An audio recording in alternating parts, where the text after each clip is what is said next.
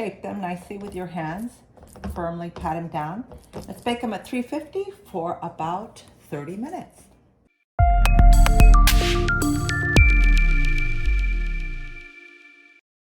As I continue with my batch cooking, I'm going to make some lentil burgers. They're so much healthier than the ones that you would buy at the store, obviously. It doesn't have any fillers in it. And they're going to be very keto friendly. So these are great for vegetarians. So I'm going to start out with some lentils. So I'm actually quadrupling this recipe so that I can freeze them, and they'll be very easy to access them when I come home late from work. So I'm going to start out by putting 4 cups of lentils. So I'm going to just put 3 cups in the little Cuisinart here, and I'm going to put 4 tablespoons of some olive oil in here, and then about 4 or 5 garlics. Just gonna put 4 in here. So it'd be 1 tablespoon per 1 cup. So since I'm going to be tripling it up, let's go ahead and add some garlic in here. Give this a little swirl. Now you don't want to turn it into too much of a paste, but enough so that they're going to be easy to mold into burgers. Now I didn't do all of them because I want to keep some of them in whole. So let's go ahead and dump that in there. So you can see it's kind of like refried beans, but they are lentils, so they're kind of creamy with that oil on there. I'm going to go ahead and add the other cup of lentils that are not blended up. Going to add 1/2 cup of parsley.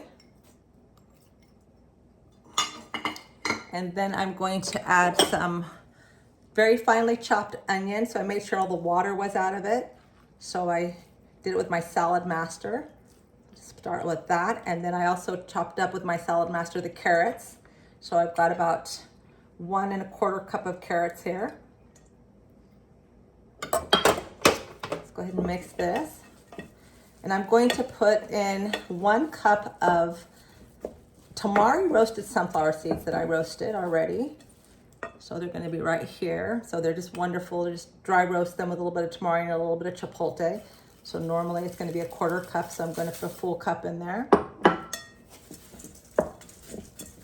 Okay, then I'm going to add some almond flour, quadruple, so I'm putting 2 cups in here.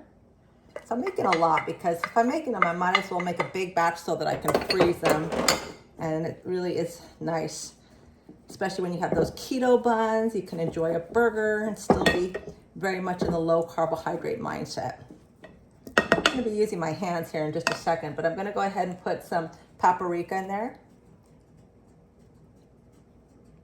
And I'm going to put some chili powder. So it's about 1 teaspoon. So I'm putting probably about, I'd say, a good 2 tablespoons in there. And I'm going to have a little chipotle because I like it with a little kick. So about 1 teaspoon of that in there. You can make a little more chili spicy if you want. And then I'm going to put in 2 teaspoons of salt.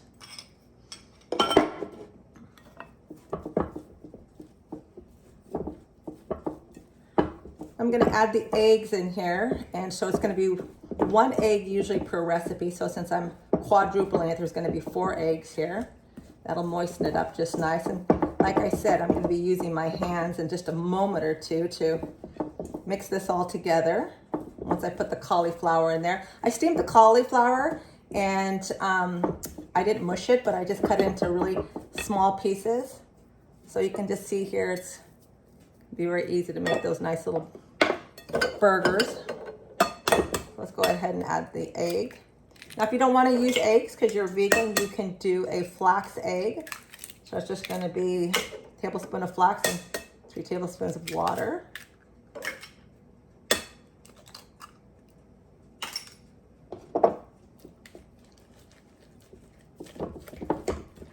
Can't get any better than this because oftentimes when you buy a vegetarian burger, it's going to have quinoa or the grains in there, so it pulls up the carbohydrates. So you already got beans in here, so that'll be the most carbohydrate rich thing we have, but it's got a lot of fiber in it. And if you follow how the centurions eat, they use a lot of beans in their diet. Okay, now let's go ahead and add the cauliflower. So as you can see here, I chunked it up really fine. Not too fine, but you don't want it too fine because we don't want to turn it into rice. So I have about almost 6 cups here. So I'll start with that one. See how we go. See if I want to add any more of the carrots and or.